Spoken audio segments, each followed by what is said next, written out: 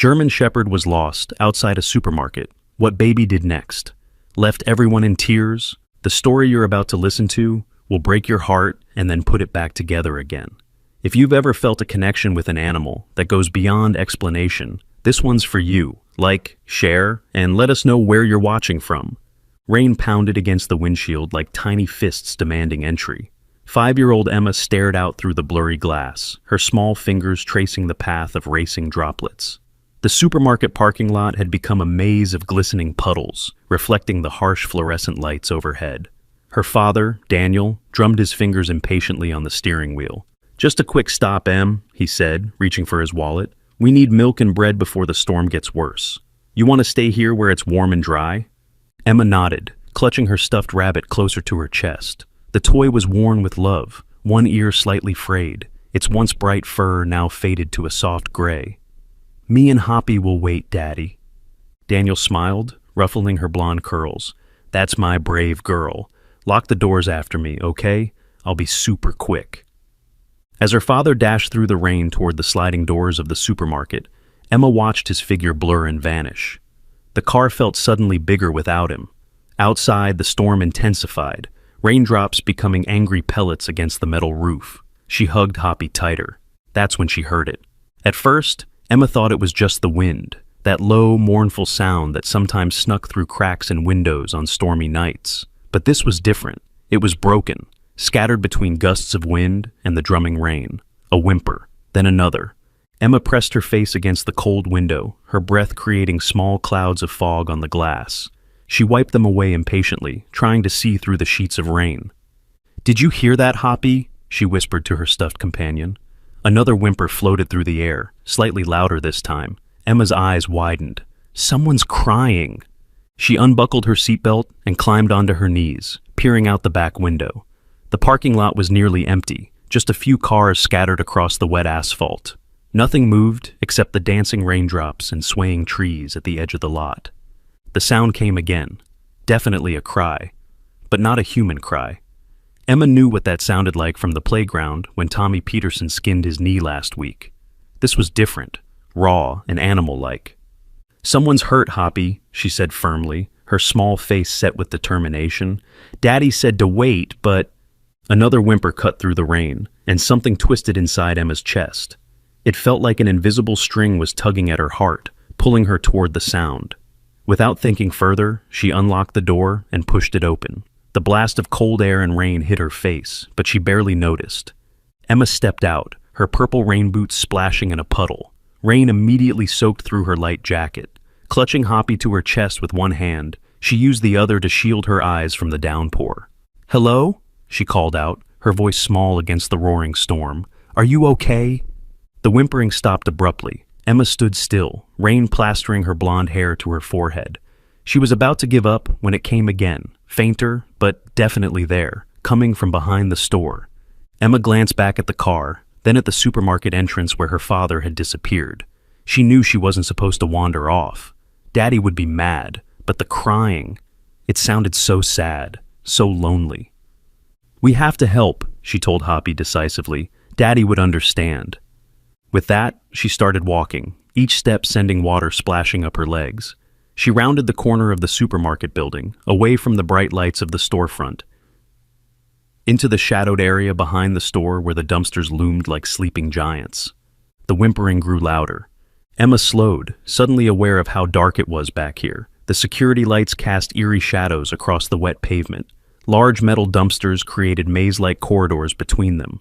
The rain had softened to a drizzle, but the wind still whipped around the building corner, sending a chill down her spine. "Hello?" she called again, her voice smaller now. "I won't hurt you." A sound. Movement from behind the furthest dumpster. Emma froze. For the first time, a flicker of fear sparked inside her. What if it wasn't something hurt? What if it was something scary? The monster under her bed that Daddy always insisted wasn't real? She was about to turn back when she saw it, a dark shape shifting in the shadows. Then a pair of eyes caught the dim light, reflecting a soft amber glow. Not human eyes, animal eyes.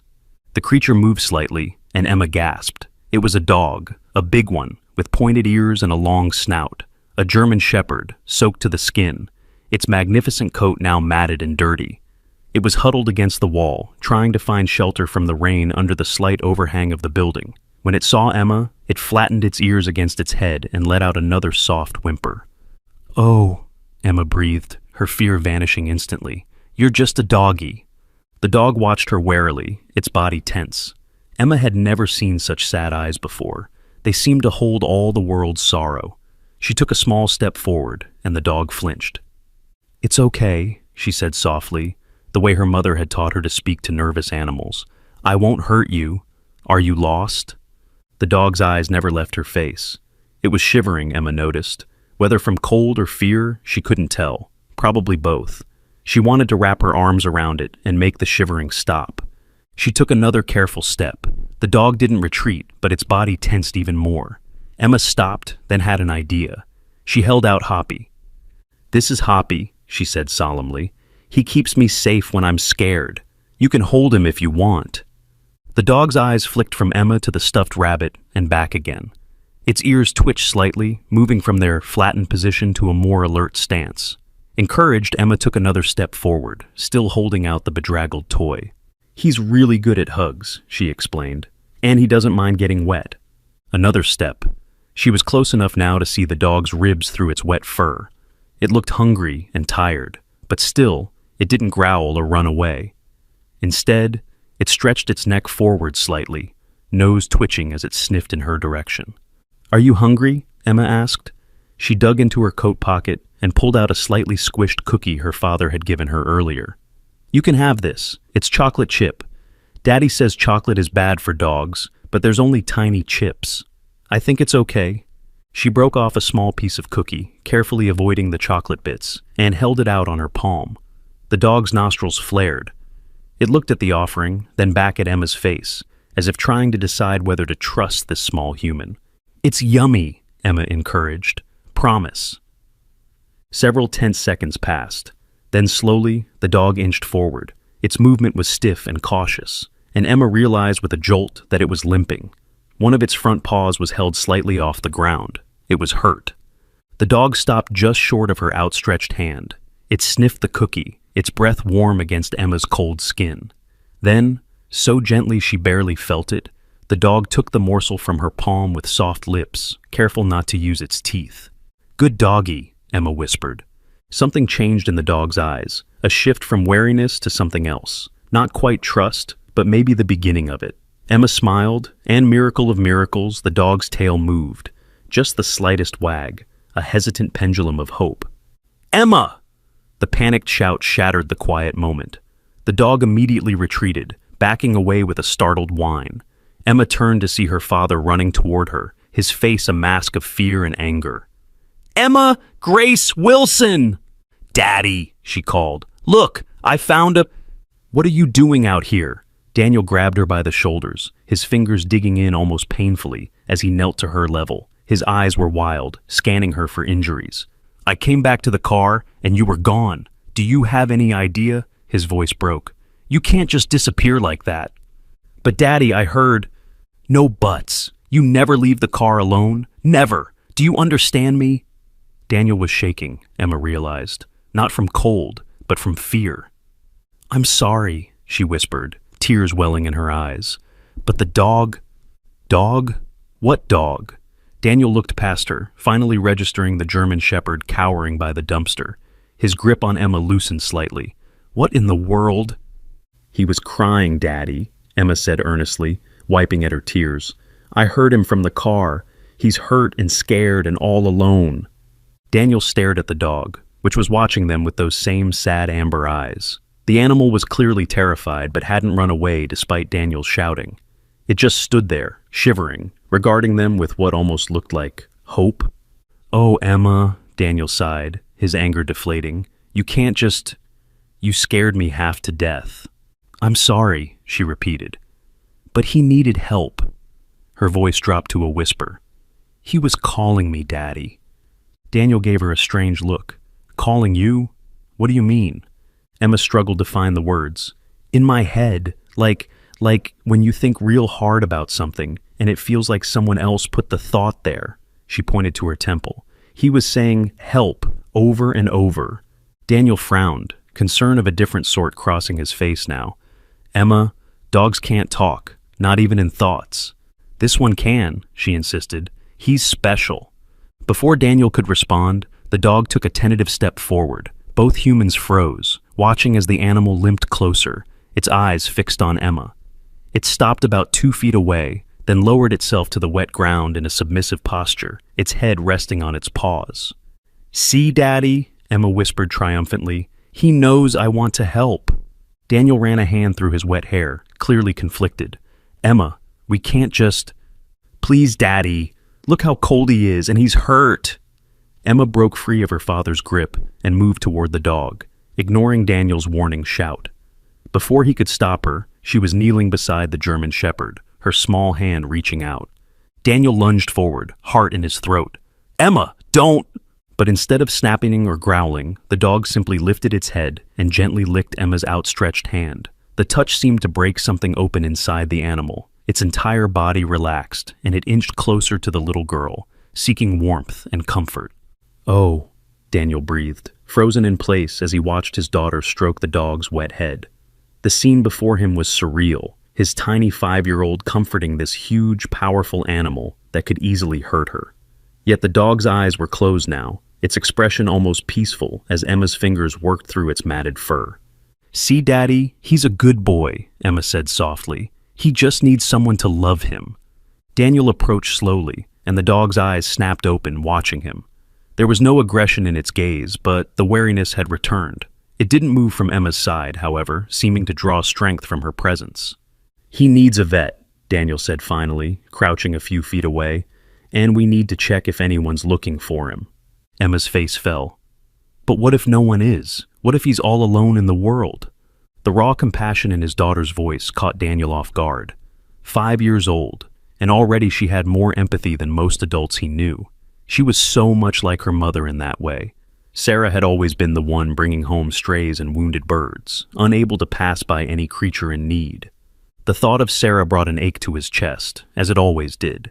2 years gone, and still the pain could knock the wind out of him at unexpected moments. Emma had been only 3 when the cancer took her mother, too young to fully understand, but old enough to feel the loss like a physical wound. Daniel looked at the dog again, really looked this time. Beyond the wet fur and the mud, he could see that it was thin, ribs protruding sharply against its skin. Its coat, which should have been glossy and thick, was dull and patchy in places. One ear had a small tear at the tip, long healed. This wasn't a dog that had just gotten lost today.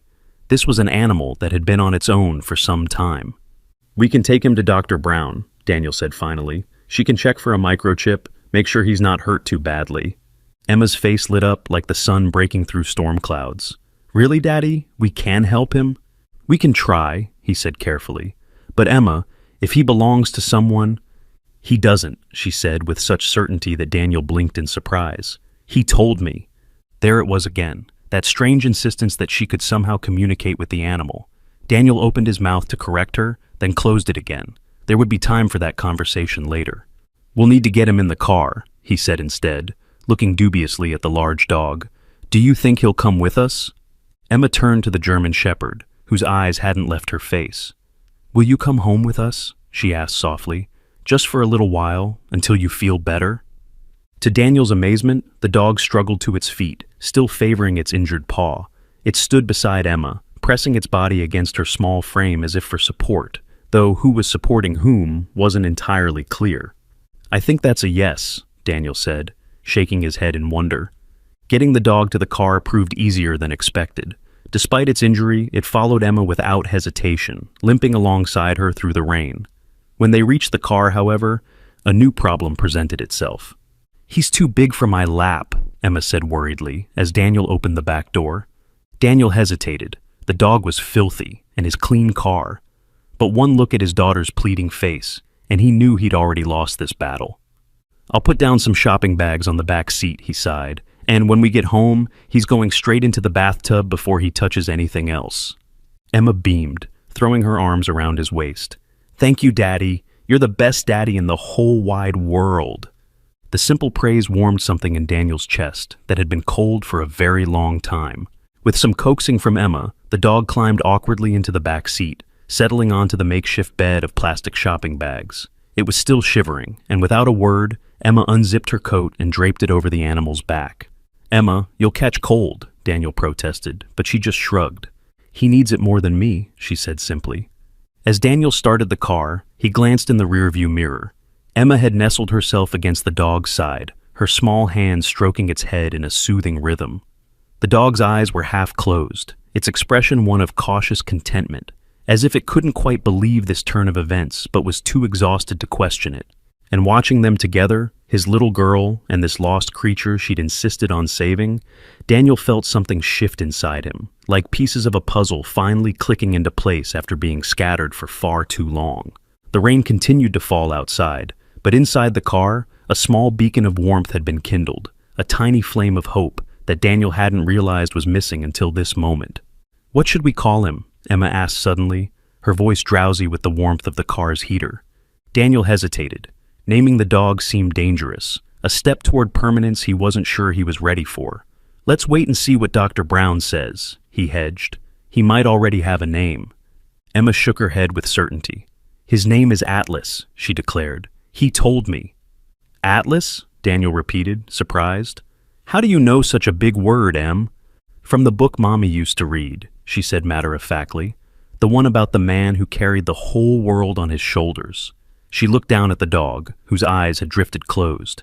"He's been carrying heavy things, too." Daniel swallowed hard, unable to speak past the sudden lump in his throat. Sarah's book of Greek myths. He'd forgotten she used to read those to Emma as bedtime stories, simplifying the tales for her young mind. He hadn't opened that book since before. "Atlas," he whispered finally, testing the name. The dog's ear twitched in sleep. As they drove through the rain toward home, Daniel couldn't shake the feeling that something important had just happened, something that would change their lives forever. Whether for better or worse remained to be seen. But watching his daughter's peaceful face in the rearview mirror, he found himself hoping, for the first time in a long time, that changes might not always be bad. The drive to Dr. Brown's veterinary clinic felt both eternal and too short. Daniel had called ahead, explaining the situation in hurried whispers, while Emma dozed against Atlas's warm body. The clinic was officially closed for the evening, but Dr. Brown, a kind woman in her 60s who had treated the family's pets for years, agreed to meet them for an emergency visit. "He's been through something terrible," Dr. Brown said after her examination, her weathered hands gentle as they moved over Atlas's body. The dog had submitted to her touch with remarkable patience, though his eyes never left Emma's face. "Multiple old injuries that healed poorly. This limp isn't new. Looks like his front paw was broken some time ago and never properly set." Emma sat cross-legged on the floor beside the examination table, her small hand maintaining contact with Atlas's hind leg. "What else?" she asked quietly, her voice carrying a maturity that made Daniel's chest tighten. Dr. Brown hesitated, glancing at Daniel meaningfully. "Well, there are some scars." She parted the fur on the dog's neck, revealing thin white lines barely visible against his skin. "Looks like he might have worn a collar that was too tight for a long time." "Someone hurt him," Emma stated flatly. It wasn't a question. "We don't know that for certain," Daniel said quickly, but Emma shook her head. "He told me, Daddy. He dreamed about it while we were driving. Bad dreams." She looked up at Dr. Brown with eyes too knowing for a 5-year-old. "Can you make the hurt stop?" Dr. Brown's expression softened. "I can help with the physical hurt, sweetheart. The rest..." She knelt to Emma's level. "The rest takes time and lots of love." "I have lots of love," Emma said simply. The microchip scanner beeped negative. No identification, no registered owner. Atlas was officially a ghost, a dog without a past, at least as far as the system was concerned. "What now?" Daniel asked, though something in his gut already knew the answer. "Now you decide if you want to keep him," Dr. Brown said, scratching behind Atlas's ears. The dog leaned into the touch, eyes closing contentedly. "He's healthy enough, aside from being underweight and that old paw injury. With good food and care, he'll be fine." Emma looked up at her father, with such hope that Daniel felt his resolve crumble like sand. "Can we, Daddy? Please, he needs us." Daniel stared at the dog, who was now watching him with those expressive amber eyes.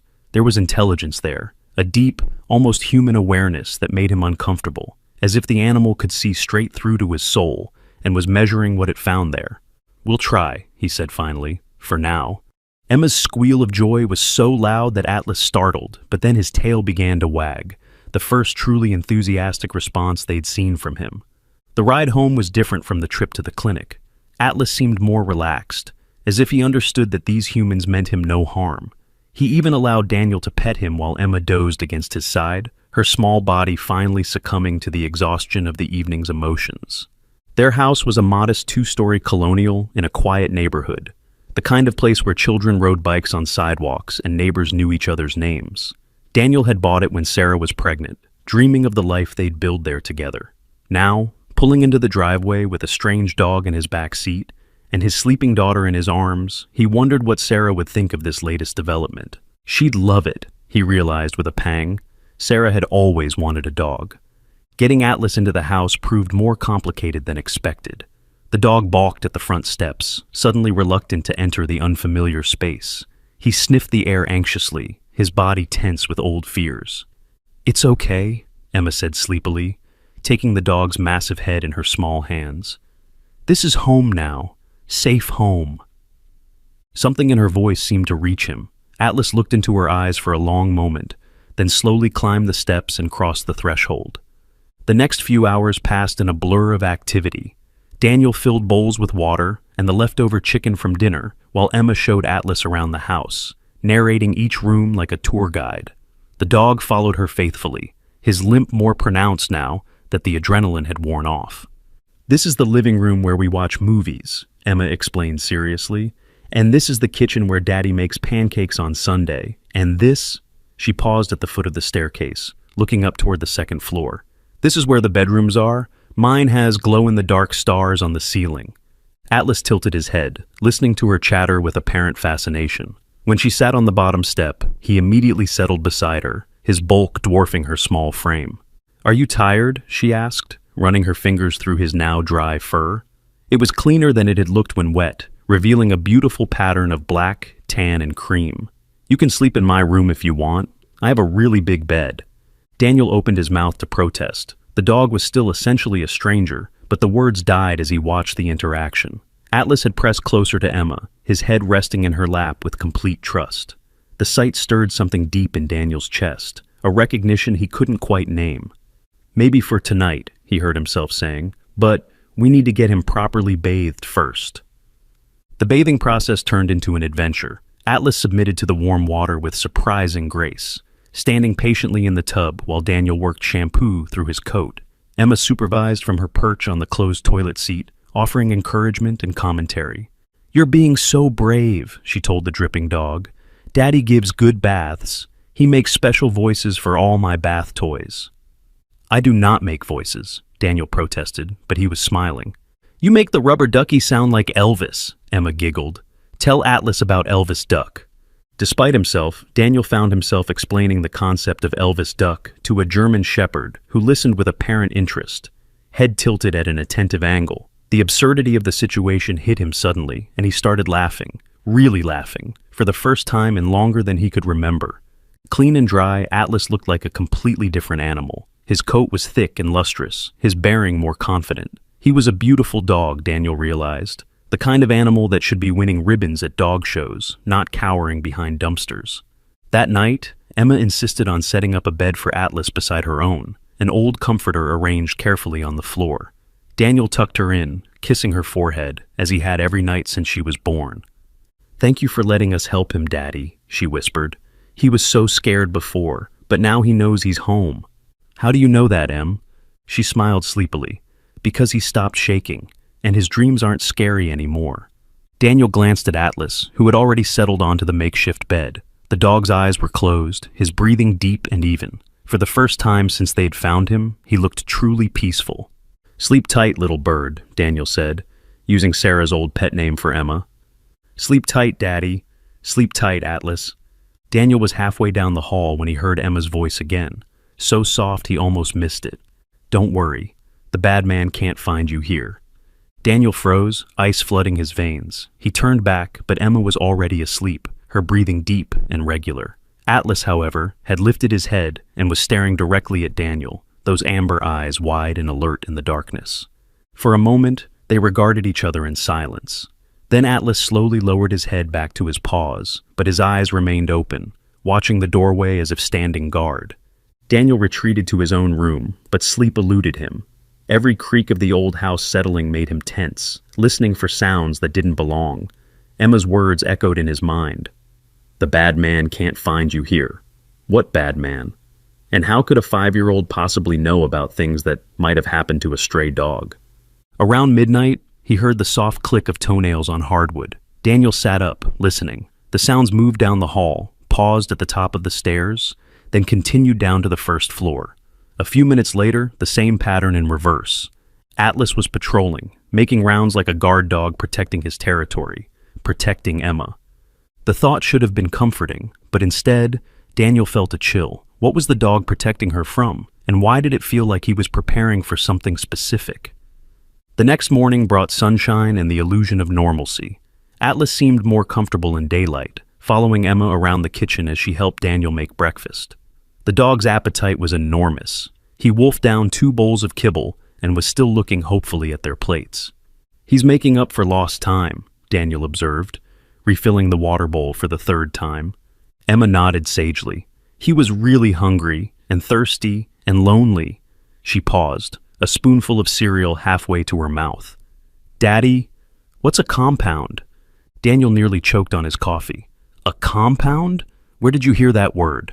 Atlas dreamed about it, a big place with tall fences and lots of dogs in cages. Emma's expression grew troubled. They were all scared, and there was a man who hurt them when they cried. "Emma, dogs don't," Daniel began, then stopped. The certainty in his daughter's voice was unnerving. "You had a bad dream, sweetheart. That's all." But even as he said it, Daniel's eyes found the thin scars on Atlas's neck that Dr. Brown had pointed out. Scars from a collar worn too tight for too long. And the way the dog had flinched yesterday when a car backfired in the parking lot. The reaction of an animal familiar with harsh sounds, with violence. "It wasn't my dream," Emma insisted quietly. "It was his. He showed me." Before Daniel could respond, Atlas suddenly went rigid, his head snapping toward the front window. A low growl rumbled in his chest, the first aggressive sound they had heard from him. Daniel followed the dog's gaze but saw nothing unusual, just the quiet street, a few neighbors walking dogs, the mailman making his rounds.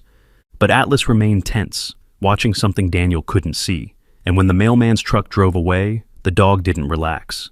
Instead, he positioned himself between Emma and the window, his body language screaming protection mode. "What is it, boy?" Daniel asked, moving to the window himself. There, parked across the street under the shade of an old oak tree, was a black sedan that hadn't been there the night before. The windows were tinted too dark to see inside, and the license plate was obscured by shadow. As Daniel watched, the engine started, and the car pulled away, moving slowly down the street until it disappeared around the corner. Probably nothing. A visitor to one of the neighbors, maybe someone running errands in the area, but something about the timing, the way the car had left just as Daniel noticed it, made his skin crawl. Atlas finally relaxed when the sedan was out of sight, but he remained alert, ears pricked for any unusual sound. Throughout the morning, he made periodic trips to various windows, checking the perimeter like a soldier on watch. Emma noticed too. "He's worried about something," she said, stroking the dog's head as he stood guard at the living room window. "He keeps thinking about the man with cold eyes." "What man, Em?" She shrugged, but her expression was troubled. "The one from his dreams, the one who made all the dogs scared." She looked up at Daniel with eyes too serious for her age. "He's looking for Atlas, Daddy. That's why we have to keep him safe." Daniel wanted to dismiss it as childhood imagination, but the black sedan lingered in his mind. And watching Atlas, the way the dog moved through the house with purpose, the intelligence in those amber eyes, the scars that told a story Daniel was only beginning to understand, he found himself wondering if Emma might know more than seemed possible. That afternoon, while Emma napped, Daniel did something he hadn't done in years. He called his brother Mike, who worked as a detective in the county sheriff's department. "Danny, what's wrong?" Mike's voice was immediately alert. "Is Emma okay?" "She's fine. This might sound crazy, but I need you to run a check on something for me."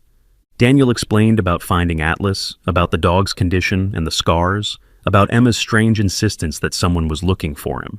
He left out the part about his daughter claiming to read the dog's dreams. Mike would think he'd lost his mind.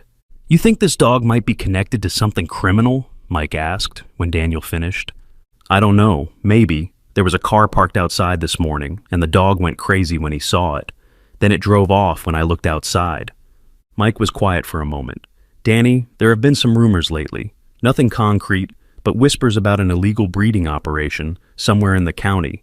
Dogs being kept in bad conditions, sold to fighting rings, or worse." His voice grew grim. "If your dog escaped from something like that..." "What are you saying?" "I'm saying be careful. People who run operations like that don't like loose ends. And a dog that could identify them, that's a pretty big loose end." After Daniel hung up, he found himself looking at Atlas with new eyes. The dog was sprawled on the living room floor, Emma curled up beside him for her nap. Both of them looked so peaceful, so innocent. But if Mike was right, Daniel shook his head. He was probably overreacting. So, what if there had been a car outside? It was a public street, and Emma's claims about the dog's dreams were just her imagination, fueled by too many fairy tales and Disney movies. But as afternoon faded to evening, Daniel couldn't shake the feeling that they were being watched. Every car that passed the house seemed to slow slightly. Every shadow in the yard looked suspicious. And Atlas, despite his apparent calm, never stopped watching the windows. When bedtime came, Emma insisted that Atlas sleep in her room again. Daniel didn't argue. Something about having the big dog upstairs made him feel better, even if he couldn't explain why. "Good night, Daddy," Emma called from her bed. "Good night, little bird." "Good night, Atlas. Sweet dreams tonight, okay? Try to remember the happy times, too." Daniel paused in the doorway. "What happy times, Em?" Emma was already half asleep, but she smiled. When he was little, before the bad place, he had a family who loved him. Her voice grew fainter. A little girl with braids who called him Hero. Daniel's blood ran cold. Hero, not Atlas. That was just what Emma had decided to call him. But Hero, that sounded like a real name, a name from before. And if the dog remembered a family, a little girl who loved him, then what had happened to tear them apart? Daniel barely slept that night. Every sound seemed amplified. The whisper of wind through trees, the distant hum of traffic, the soft padding of Atlas making his midnight rounds through the house. Around 3 in the morning, Daniel gave up on sleep entirely and padded downstairs to make coffee. He found Atlas in the living room, sitting by the front window like a statue. The dog's ears were pricked forward, his body tense with attention. When Daniel approached, Atlas glanced at him briefly before returning his focus to whatever held his interest outside. "What is it, boy?" Daniel whispered, moving to peer out the window. The street looked empty in the pale glow of the streetlights. Nothing moved except the gentle sway of tree branches in the night breeze. But Atlas remained vigilant, his breathing shallow and controlled. Daniel was about to turn away when he saw it, a flash of red in the darkness. The brief flare of a cigarette being lit, there and gone so quickly he almost missed it. Someone was standing in the shadows between 2 houses across the street, watching. Ice flooded Daniel's veins. He grabbed his phone, finger hovering over Mike's number. But what would he say? That someone was smoking a cigarette on a public street? That his imagination was running wild because his 5-year-old claimed to read a dog's dreams? The red glow appeared again, closer this time. Whoever it was had moved to get a better view of Daniel's house. Atlas's growl was so low it was almost inaudible, but Daniel felt it vibrate through the dog's chest. Then headlights swept the street as a late-night delivery truck rumbled past. When it was gone, the watcher had vanished. But Atlas didn't relax. If anything, he seemed more agitated, pacing between the front and back windows, as if expecting trouble from multiple directions. Morning brought no relief from the tension. Emma woke up cranky and tearful, claiming she'd had bad dreams about cages and chains. Atlas stuck close to her side, his protective instincts clearly triggered by something only he and Emma seemed to understand. "Daddy, we need to be extra careful today," Emma announced over breakfast, her small face serious. "Atlas says the danger is getting closer." "Emma, we've talked about this," Daniel began, but she cut him off. "He's not making it up, Daddy. Look." She grabbed a piece of paper and started drawing with her crayons. What emerged was far more detailed than any picture Daniel had seen his 5-year-old create before. It showed a man in dark clothes with cold, empty eyes. Behind him were rows of cages with frightened dogs inside. But it was the details that made Daniel's blood run cold. The man wore a distinctive ring on his right hand, a heavy signet ring with some kind of symbol Emma had carefully colored in black, and his face. There was something wrong with it, not deformed, but cruel in a way that even a child's drawing couldn't hide. "Where did you see this man?" Daniel asked quietly. "In Atlas's memories," Emma said matter-of-factly. "He hurt lots of dogs, made them fight each other. And when they wouldn't fight—" She didn't finish the sentence, but her crayon snapped under the pressure of her grip. Daniel studied the drawing, his mind racing. The level of detail was impossible for a child Emma's age, unless she really was somehow accessing the dog's memories. But that was impossible, wasn't it? His phone rang, making them all jump. Mike's number flashed on the screen. "Danny, I've got some information for you," Mike said without preamble, "and you're not going to like it." Daniel stepped into the next room, lowering his voice. "What did you find?" "Remember I mentioned rumors about illegal breeding operations? Well, they're more than rumors. We got a tip yesterday about a compound about 30 miles outside town. Place was raided this morning." Daniel's heart pounded. "And?" "It was bad, Danny. Really bad. Dogs in terrible condition, evidence of fighting rings, the works. But here's the thing. They found empty cages, lots of them, and tracks leading into the woods. Someone tipped them off before we got there. How many dogs got away? Hard to say. Maybe a dozen, maybe more. But Danny," Mike's voice grew grim, "the guy who ran this place, Marcus Vega, he's got a reputation for not letting things go. If he thinks one of his assets is out there somewhere." "What are you saying?" "I'm saying you might want to consider taking Emma somewhere safe for a few days, just until we sort this out." Daniel looked back toward the kitchen where Emma was still drawing. Atlas pressed against her side like a furry guardian. "Mike, what does this Vega look like?" "Why do you ask?" "Just humor me." Mike sighed. Mid-40s, dark hair, cold eyes, distinctive scar through his left eyebrow from an old knife fight. Always wears this heavy ring on his right hand, some kind of family crest or something. Daniel's blood turned to ice. The description matched Emma's drawing perfectly, down to the ring. "Danny, you still there?" "I have to go," Daniel whispered. "Thanks for the warning." He hung up and rushed back to the kitchen, his mind reeling. How could Emma have drawn such an accurate picture of a man she'd never seen? Unless Atlas really had shown her his memories somehow. But even if that were possible, and Daniel's rational mind insisted it wasn't, how could they prove it? Emma looked up as he entered, her face pale. "He's coming, isn't he? The bad man?"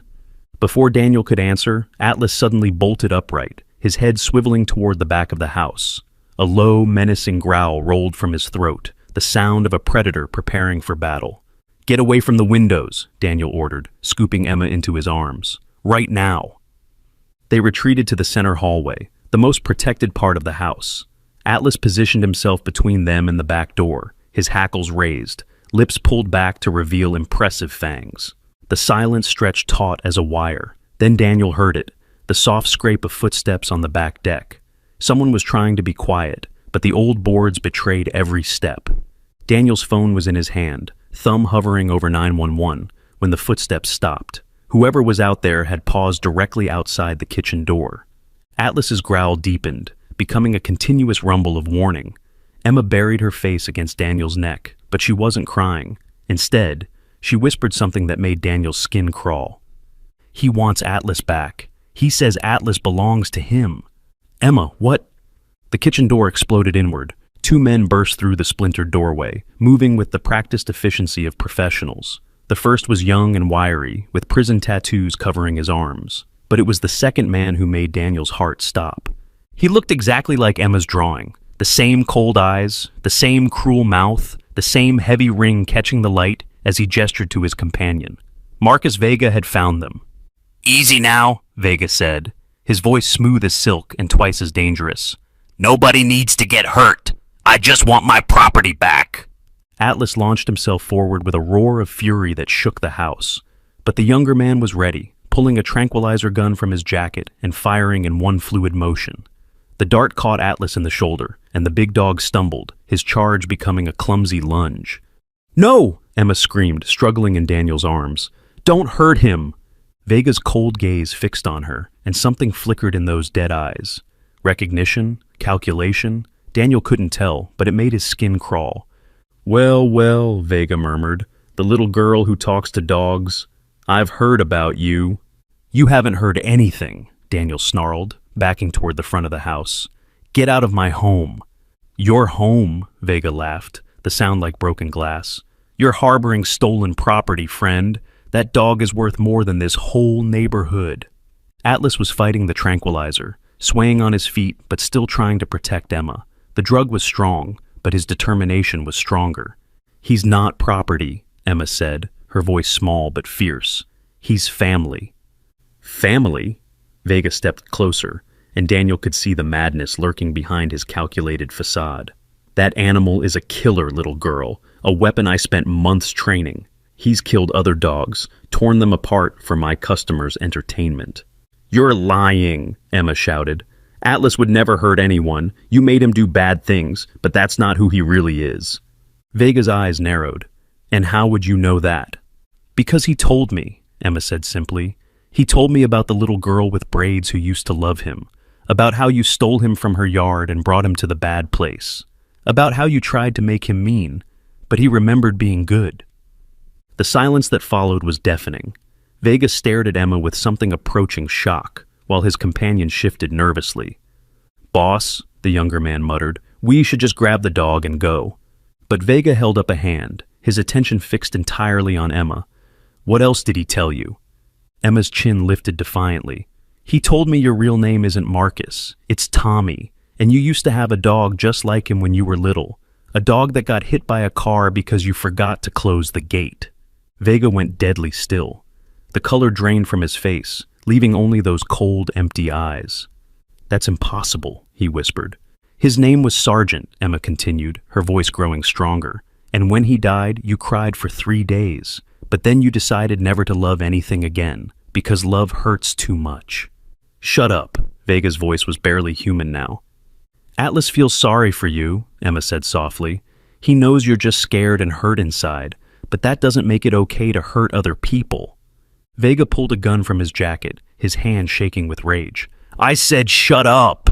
That's when Atlas made his move. Despite the tranquilizer coursing through his system, the big dog lunged forward, not at Vega, but at his companion. The younger man screamed as Atlas's weight bowled him over, the tranquilizer gun flying across the room. Run, Daniel shouted, carrying Emma toward the front door. Call 911. But Vega was already moving, surprisingly fast for a man his age. He caught Daniel at the doorway, the gun pressed against his temple. Nobody's calling anyone, Vega snarled. That dog knows too much, and apparently so does your little freak daughter. She's just a child, Daniel pleaded. She doesn't understand what she's saying. Oh, but she does. Vega's eyes were wild now, the mask of civilization completely gone. Don't you, little girl? You can really hear what he's thinking, can't you? Emma nodded, tears streaming down her face. He's thinking about the little girl with braids. Her name was Sophie. She had brown eyes and she loved to braid dandelions into his fur. Vega made a sound like a wounded animal. Stop. She looked for him for weeks after you took him, made posters with his picture, walked through the neighborhood calling his name. Emma's voice was gentle now, full of compassion. She never stopped loving him. I said stop! Vega raised the gun, pointing it directly at Emma. That's when the front door burst open and police officers flooded the room, weapons drawn. Mike's voice cut through the chaos. Drop the weapon, now! But Vega was past reason, his finger tightening on the trigger. Daniel closed his eyes, pulling Emma closer, preparing for the worst. The gunshot was deafeningly loud in the confined space. But when Daniel opened his eyes, Vega was on the ground, clutching his shoulder as blood seeped between his fingers. Atlas stood over him, the tranquilizer finally taking full effect, but still conscious enough to have knocked the gun aside at the crucial moment. Good boy, Emma whispered, as Atlas collapsed beside her, his eyes already closing. You saved us. As the police took Vega and his accomplice into custody, Emma knelt beside the unconscious dog, stroking his fur gently. Is he going to be okay? She asked Dr. Brown, who had arrived with the paramedics. He'll be fine, the veterinarian assured her. The tranquilizer will wear off in a few hours. He's a strong boy. The strongest, Emma agreed. She leaned down to whisper in Atlas's ear. Sophie would be so proud of you. You remembered how to be a hero. Daniel watched his daughter comfort the dog who had saved their lives, and for the first time, he didn't question her impossible connection to the animal. Some things, he realized, didn't need explanations. They just needed acceptance. Later, after the chaos had died down and Atlas was awake and alert again, Mike pulled Daniel aside. "How did she know all that stuff about Vega?" he asked quietly. "About his childhood, his real name, all of it?" Daniel looked at Emma, who was curled up on the couch with Atlas, both of them finally at peace. "Would you believe me if I told you?" Mike followed his gaze, watching the little girl and the big dog who seemed to understand each other perfectly. "After what I saw today," he said slowly, "I might believe anything." As night fell, Daniel tucked Emma into bed, Atlas once again taking his position as guardian on the makeshift bed beside her.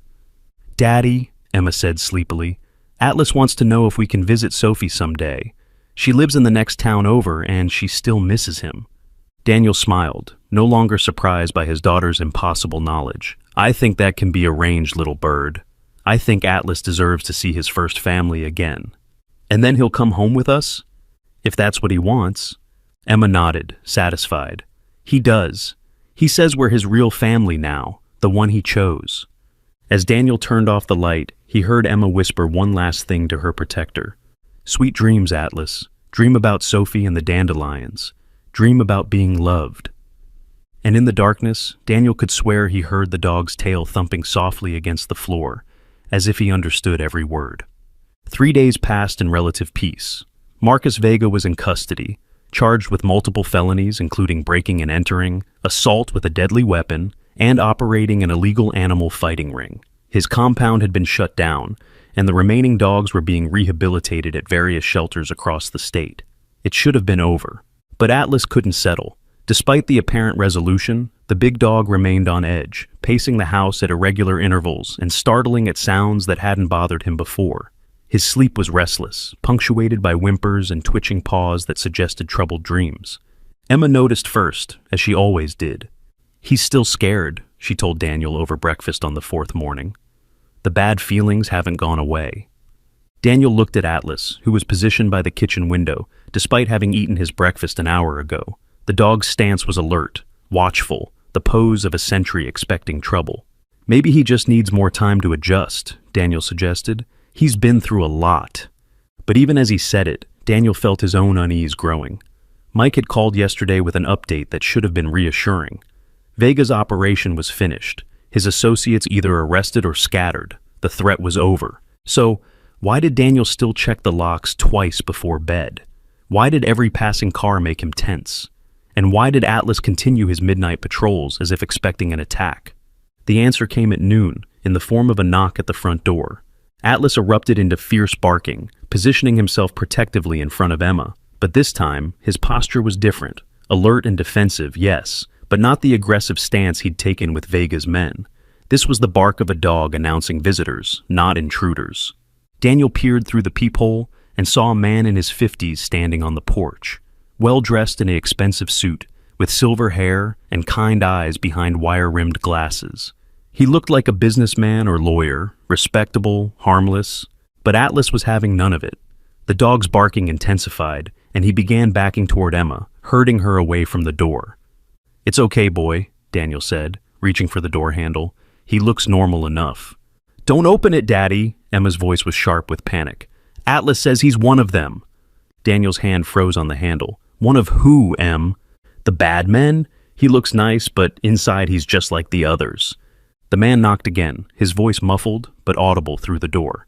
"Mr. Wilson, my name is Dr. Richard Steinberg. I represent certain parties interested in acquiring your dog. I'd like to discuss a business proposition." Daniel's blood ran cold. The polite words, the professional tone, they couldn't hide the underlying threat. This wasn't a social call. "We're not interested," Daniel called through the door. "The dog isn't for sale." "I think you'll find my offer quite generous," Dr. Steinberg replied smoothly. "Perhaps we could discuss this face to face. I assure you, I'm not here to cause trouble." Atlas's growling deepened, becoming a continuous rumble of warning. Emma clutched the dog's fur, her face pale with fear. "He's lying, Daddy," she whispered. "Atlas can smell the meanness on him, and there are others waiting." "Others?" Daniel moved to the window, carefully peering around the edge of the curtain. Sure enough, he could see at least 2 more men positioned at the corners of his property. They were trying to look casual, one reading a newspaper, another checking his phone, but their positions were too strategic to be coincidental. "Mr. Wilson," Dr. Steinberg called again, "I'm afraid I must insist we speak. You see, you're in possession of property that belongs to my clients. Property they're quite anxious to recover." "Property?" Daniel's anger flared. "He's a living being, not property."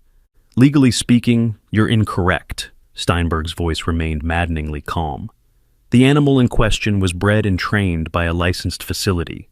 While there may have been some irregularities in how that facility was operated, the ownership papers are quite clear." "Vega's in jail," Daniel shot back. "His operation was shut down." "Mr. Vega was merely a contractor," Steinberg explained.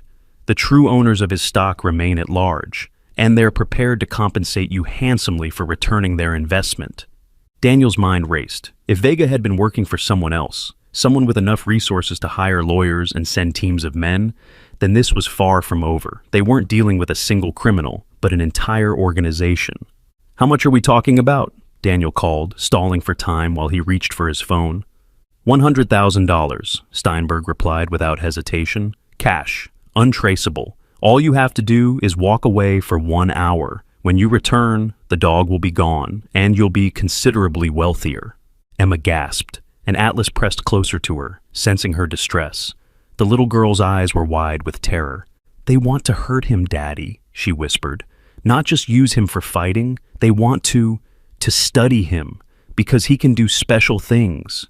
"What special things?" Daniel asked, though he was beginning to understand. "He can talk to people in their minds, like he talks to me. They want to figure out how he does it, and then make more dogs like him." Emma's voice broke. "But the studying would hurt him, maybe kill him." Daniel felt sick. If Emma was right, and her track record was disturbingly accurate, then these people weren't just criminals. They were monsters willing to torture an innocent animal for profit. "Mr. Wilson," Steinberg's patience was clearly wearing thin. "I need an answer." "Go to hell," Daniel snarled, hitting Mike's number on his phone. The response was immediate. Daniel heard the sharp whistle of a signal, and suddenly the men at the corners of his property were moving, not running, walking with purpose toward the house. "Very disappointing," Steinberg said sadly. "I had hoped we could resolve this amicably." Daniel's call went straight to voicemail. Mike was probably in court or interrogating Vega's associates. No help coming from that quarter. Atlas was barking frantically now, running between the front and back doors as he tracked the approaching men. Emma clung to Daniel's leg, tears streaming down her face. "Daddy, we have to run," she sobbed. "They have nets and cages in their cars, and needles that make dogs sleep forever." Daniel scooped Emma into his arms and ran for the back door. If they could reach the neighbor's house, maybe they could. The back door exploded inward just as they reached it. 2 men in dark clothing burst through, moving with military precision. One carried a large net, the other a dart gun like the one Vega's accomplice had used.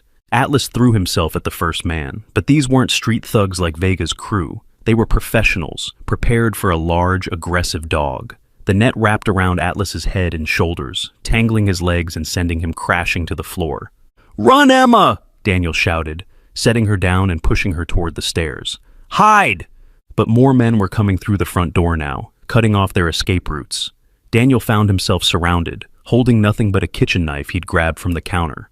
"Don't make this harder than it needs to be," Dr. Steinberg said, stepping delicately over the splintered remains of the back door. "No one has to get hurt." "You're already hurting him," Emma screamed from the stairway, where one of the men had caught her. "Let Atlas go." "I'm afraid that's not possible, my dear," Steinberg replied smoothly. "He's far too valuable to leave in amateur hands." Atlas was struggling desperately in the net, his powerful body thrashing as he tried to reach Emma, but the more he fought, the more tangled he became. One of the men raised his dart gun, aiming for the dog's exposed flank. "No!" Emma broke free from her captor and threw herself toward Atlas. "Don't hurt him!" The dart meant for Atlas caught Emma in the shoulder instead. Time seemed to stop. Emma looked down at the dart protruding from her small body with confused eyes, then up at Daniel with the expression of such betrayal that it broke his heart. "Daddy?" she whispered, then collapsed. Atlas's roar of fury shook the house. With strength born of desperate rage, he tore through the net like tissue paper and launched himself at the man who had shot Emma. The professional training, the expensive equipment, none of it mattered in the face of a protector defending his pack. The man's scream cut off abruptly as Atlas's jaws closed around his throat. "Shoot the dog!" Steinberg shouted. "Shoot it now!" But Atlas was a whirlwind of tooth and claw, moving too fast for the remaining men to get a clear shot. He released the first man, who was still breathing but would need extensive medical attention, and turned toward Emma's still form. "Stay back," Daniel warned, but Atlas ignored him. The big dog approached Emma gently, sniffing her face and whimpering softly. When she didn't respond, he pressed his nose against her neck, checking for a pulse. Relief flooded Daniel as he saw Emma's chest rising and falling steadily. She was unconscious but alive. "The tranquilizer was meant for a 150-pound dog," one of the men said nervously. "A child that size." "She'll be fine," Steinberg snapped, but Daniel could hear the uncertainty in his voice. "Bag the dog and let's get out of here." "I don't think so." The new voice came from the front doorway, where Mike stood with his service weapon drawn. Behind him, Daniel could see more police officers taking positions around the house. "Sheriff's Department," Mike shouted. "Everyone on the ground, now!" The next few minutes were chaos. Some of Steinberg's men tried to flee, others reached for weapons, and one fool actually tried to grab Atlas, a mistake that cost him several fingers and his dignity. When the dust settled, all of Steinberg's team was in custody, and Emma was being loaded into an ambulance. The tranquilizer meant for Atlas would have been strong enough to kill her if she hadn't received immediate medical attention. "How did you know to come?" Daniel asked Mike as they followed the ambulance to the hospital. "Anonymous tip," Mike replied grimly. "Someone called in reports of armed men surrounding your house. Voice was disguised, but..." He glanced at Atlas, who was riding in the back of Mike's patrol car. "Did you call it in?" Daniel shook his head. "I tried to call you, but it went to voicemail." Mike was quiet for a moment. "Then who?" They both looked at Atlas, who was staring out the window toward the hospital where Emma was being treated. The dog's eyes were alert and intelligent, far more intelligent than any normal animal should be. "Maybe," Daniel said slowly, "we're not asking the right question. Maybe it's not who called it in. Maybe it's how." At the hospital, Dr. Reynolds assured them that Emma would make a full recovery. The tranquilizer had been strong, but not fatal. She would sleep for several hours, then wake up groggy but unharmed. "She's lucky," the doctor said. "A dose that size could have stopped her heart." Daniel sat beside Emma's bed, holding her small hand while Atlas lay on the floor beside them. The hospital had bent their no-pets policy after Mike explained the circumstances, and after seeing how the dog refused to leave Emma's side. "This isn't over, is it?" Daniel asked Mike, who was standing guard by the door. "Probably not," Mike admitted. "Steinberg's not talking, but we found some interesting items in his car. Business cards for something called Prometheus Research, and a file with Emma's name on it." "Emma's name? Why would they have a file on my daughter?" Mike's expression was grim. "Because, according to these documents, they've been watching your family for weeks, ever since reports started surfacing about a little girl who could communicate telepathically with animals." Daniel's blood ran cold. "That's impossible. We haven't told anyone about..." He trailed off, remembering Dr. Brown's office, the neighbors who had seen Emma with Atlas, the grocery store clerk who had watched her calm an aggressive dog in the parking lot just by talking to it. "Word gets around in a small town," Mike said quietly, "and apparently some people are very interested in children with unusual abilities." As if sensing they were talking about her, Emma stirred in the hospital bed. Her eyes fluttered open, immediately seeking Atlas. When she saw him lying beside her bed, she smiled weakly. "You saved me," she whispered to the dog. "You called for help." Atlas lifted his head, gently licking her hand where it dangled over the side of the bed. "How did he call for help, Em?" Daniel asked softly. Emma's eyes were already drifting closed again, but she managed to answer. "Same way he talks to me, Daddy. He found a nice lady walking her dog and put the words in her head, told her exactly what to say to the police." She fell back asleep, leaving Daniel and Mike staring at each other in stunned silence. "That's impossible," Mike said finally. Daniel looked at Atlas, who was watching them with those impossibly intelligent amber eyes. The dog seemed to understand every word they were saying, and more importantly, seemed to understand the implications.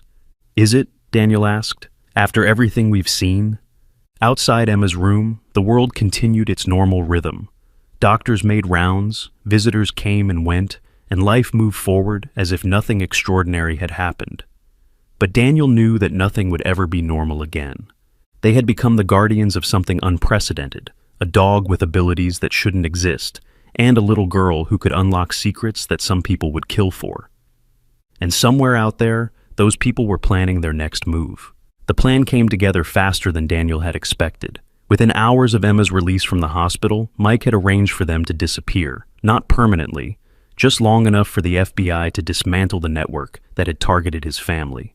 Prometheus research is bigger than we thought, Mike explained as he helped them pack. They've got connections in government, academia, even some military contracts. But they also made a mistake going after a cop's family. Every law enforcement agency in 3 states is looking for them now. Emma sat on her bed, carefully folding clothes while Atlas watched from the doorway. The dog hadn't left her side since the hospital. His protective instincts heightened to an almost supernatural degree. "How long do we have to hide?" Emma asked quietly. "Just a few weeks, little bird," Daniel promised, "until the bad people are caught." But even as he said it, Daniel could see the doubt in his daughter's eyes. She was too smart, had seen too much. The innocence that should have protected her from such harsh realities had been stripped away by circumstances beyond anyone's control. "They won't stop," she said simply. "Even if these ones get caught, there will be others. Atlas is too special. They'll always want him." The matter-of-fact way she stated this truth made Daniel's heart ache. No 5-year-old should have to think about such things. "Then we'll keep protecting him," Daniel said firmly. "All of us together." Emma nodded, but her expression remained troubled. "Atlas says there's something else. Something he hasn't told me yet because it's too scary." Before Daniel could ask what she meant, Mike's radio crackled to life. "All units, we have reports of suspicious vehicles in the Wilson neighborhood. Possible hostiles moving in." Mike cursed under his breath. "They found us faster than expected. We need to move. Now." The next few minutes were a blur of activity. Daniel threw the last of their essential items into bags while Mike coordinated with other units. Atlas paced anxiously, his supernatural senses clearly detecting approaching danger. "Daddy," Emma said urgently, tugging at his shirt. "Atlas says they're not just coming for him this time, they're coming for me too." "What do you mean?" "They want to study both of us, to figure out how we can talk to each other." Her small face was pale with fear. "They think if they can understand how it works, they can make it happen with other people and other animals." The implications hit Daniel like a physical blow. If these people could weaponize the connection between Emma and Atlas, create armies of psychically linked soldiers and animals, the military applications would be devastating. "We're leaving," he said grimly, shouldering the largest bag. "Right now." They made it as far as the back door before the lights went out. Emergency lighting kicked in a second later, casting eerie shadows through the house. But in that moment of darkness, Daniel heard something that made his blood freeze. The soft whisper of footsteps on the stairs. Someone was already inside. Atlas erupted into fierce barking, but this time his warning came too late. The house had been breached from multiple points simultaneously, and now they were trapped. "Police! Everyone down!" Mike shouted, his weapon drawn. But the response came from everywhere at once. Professional voices calling from different rooms, coordinated movements in the darkness. These weren't random criminals or even Steinberg's hired thugs. These were military, or ex-military, moving with precision and purpose. "Federal agents," one of them called. "Stand down immediately." "Federal agents my ass," Mike snarled. "Where are your badges? Your warrants?" "We don't need warrants for matters of national security," came the cold reply. "The subjects will come with us voluntarily, or they'll come unconscious. Your choice." Daniel pulled Emma behind him, Atlas forming a protective barrier in front of them both. The big dog was growling continuously now, his hackles raised, ready to fight to the death if necessary. "National security?" Daniel challenged. "We're talking about a little girl and her dog." "We're talking about potential weapons of unprecedented power," the voice corrected. "Telepathic communication between humans and animals could revolutionize warfare, intelligence gathering, even space exploration. Did you really think we'd let such assets remain in civilian hands?" Emma stepped out from behind Daniel, her small chin raised defiantly. "Assets?" she said, her voice carrying more authority than any 5-year-old should possess. "We're not assets, we're people, and Atlas isn't a weapon. He's family." "Emma, get back," Daniel started, but she held up a hand to stop him. "It's okay, Daddy," she said calmly. "Atlas has a plan."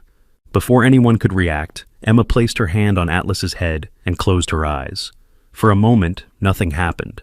Then Daniel felt it, a strange pressure in his mind, like the buildup before a thunderstorm. The sensation grew stronger, and suddenly Daniel could hear something impossible, not with his ears, but inside his thoughts. Atlas's voice, clear as day. "Trust us. Whatever happens next, trust us." Daniel gasped, staggering backward. Around him, he could see the armed men reacting similarly, some dropping their weapons to clutch their heads, others backing away in confusion. Emma's eyes snapped open, now glowing with an otherworldly light. When she spoke, her voice carried harmonics that shouldn't exist, as if Atlas was speaking through her. "You want to know what we can do?" she asked the hidden agents. "You want to see our potential?" The pressure in Daniel's mind intensified, and suddenly he could hear everything. Not just Atlas's thoughts, but Mike's confusion, the agent's fear, even the neighbor's dog barking 3 houses away. The entire neighborhood had become a symphony of consciousness, all of it flowing through Emma and Atlas. "We can do more than communicate," Emma continued, her voice now carrying impossible depth. "We can heal." She reached out toward one of the agents who had emerged from the shadows, a man with a pronounced limp and old scars covering half his face. Without touching him, Emma somehow connected with his damaged nerves, his broken memories of whatever war had wounded him.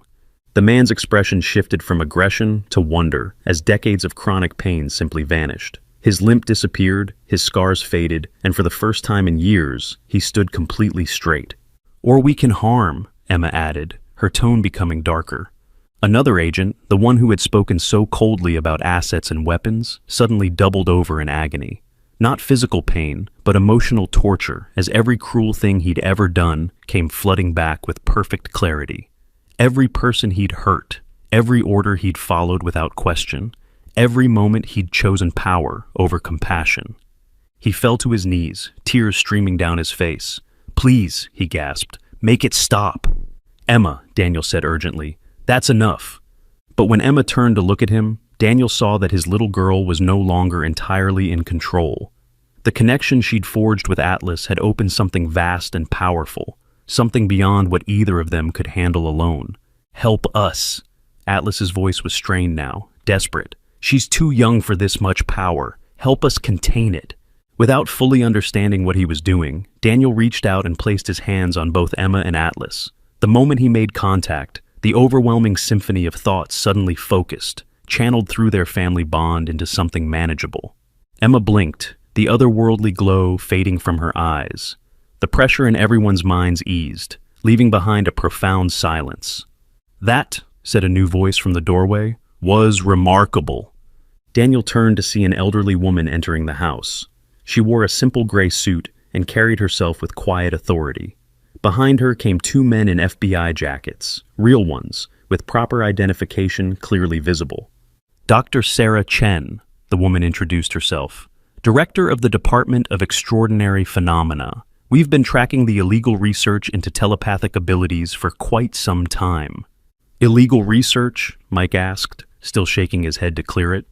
"Prometheus Research operates without government sanction," Dr. Chen explained. "They're rogue scientists using children and animals for unauthorized experiments. We've been trying to shut them down for months." She looked at Emma with something approaching awe. "But I've never seen anything like what just happened here. You didn't just communicate telepathically, you temporarily merged consciousness across multiple subjects. The applications for medical treatment, psychological therapy, even conflict resolution.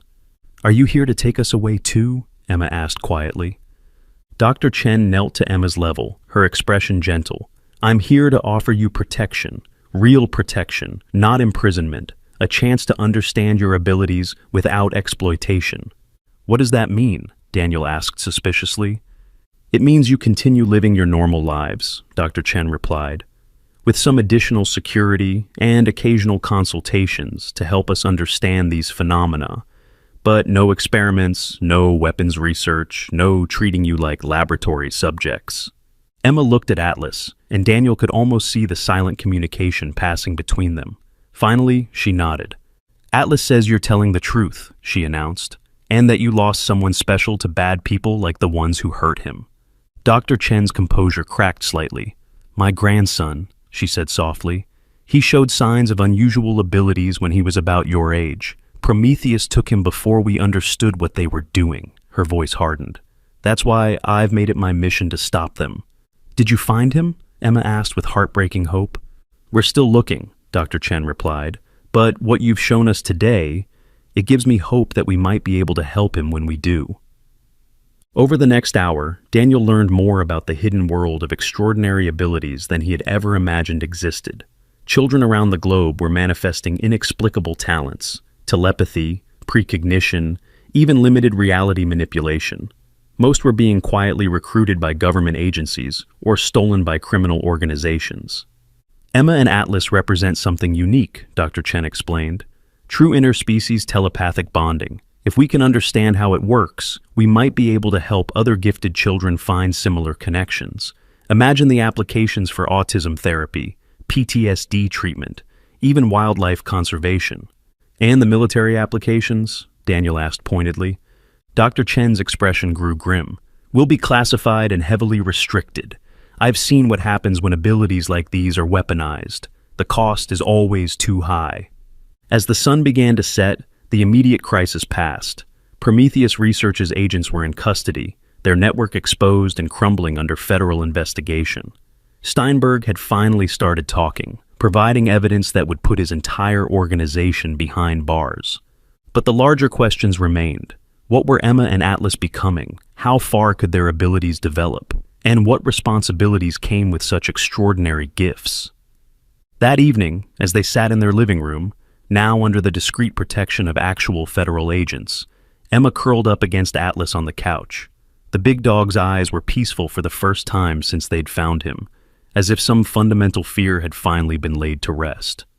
Daddy, Emma said sleepily, Atlas wants you to know something. What's that, little bird? He says thank you for giving us a chance to be a real family. She yawned, snuggling deeper into Atlas's fur.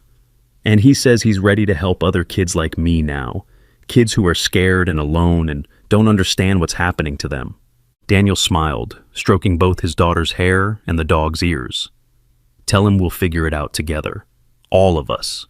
He says he already knows, Emma mumbled, already half asleep. He says that's what families do. As Daniel watched them sleep, his impossible daughter and her extraordinary companion, he felt something he hadn't experienced in years. Not just hope, but purpose. They had been chosen for something remarkable, something that could help change the world for the better. Tomorrow would bring new challenges, new questions, new adventures. But tonight, they were simply a family, a man, his daughter, and a dog who had saved them all by teaching them that love could overcome any obstacle, even the barriers between species, between minds, between what was possible and what was real. Outside, the first stars appeared in the darkening sky, and if Daniel listened very carefully, he could almost hear the whispered thoughts of every living thing for miles around, all connected by invisible threads of consciousness that Emma and Atlas had helped reveal.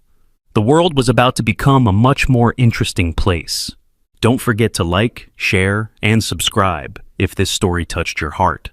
Tell us in the comments where you're watching from. We love hearing from our global audience who believes that love knows no boundaries, not even between humans and the animals who choose to trust us with their extraordinary gifts.